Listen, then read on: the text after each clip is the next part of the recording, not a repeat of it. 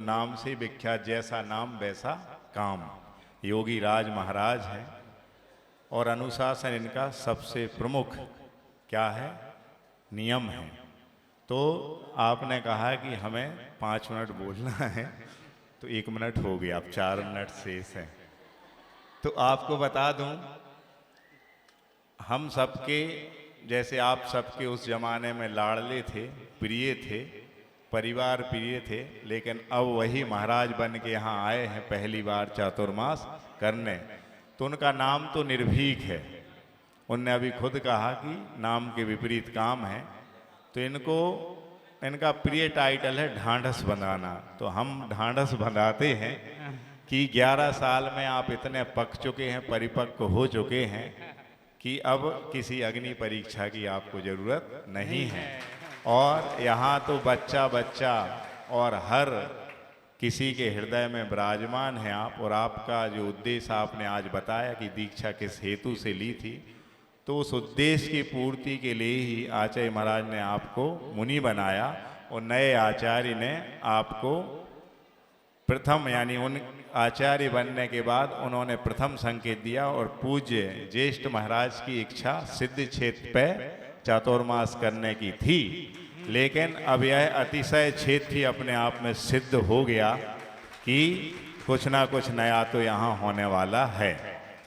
तो ऐसे हृदय प्रिय महाराज आप सबके बीच आए हैं, तो मुझे आशा ही नहीं पूर्ण विश्वास है कि आप लोग उनकी कसौटी पे खरे उतरेंगे और तन से, मन से और वचनों से केवल एक लक्ष्य, एक उद्देश्य, एनी हाउ कंडीशन में बड़े बाबा नए मंदिर में विराजमान हो। और वो गगनचुंबी पाषाण का मंदिर जो हजारों साल के लिए बन रहा है, तो वो शीघ्र अति शीघ्र बने। तो आप लोग सुबह से लेके शाम तक, शाम से लेके सुबह तक केवल यही भाव आना, यही भक्ति भाना कि प्रभु हमें इतनी शक्ति देना कि हम तन से तो समर्पित रहें, मन भी हमारा यहाँ वहाँ ना जाए। और धन की बात क्या है, ये जीवन भी निछावर करना पड़े तो हम बड़े बाबा और आचार्य श्री के चरणों में निछावर करने के लिए तैयार हैं। क्योंकि 11 साल छोटा मोटा समय नहीं होता है, बहुत लंबा समय है। वो इसी आशा के साथ यहाँ आए थे गुरु महाराज के साथ, उनको लेकर के कि ये रहली वाले तो 2-3 साल में मंदिर पूरा कर देंगे। लेकिन आप घबराना नहीं, अब कोई और नहीं आया है, निर्भीक आया है ना।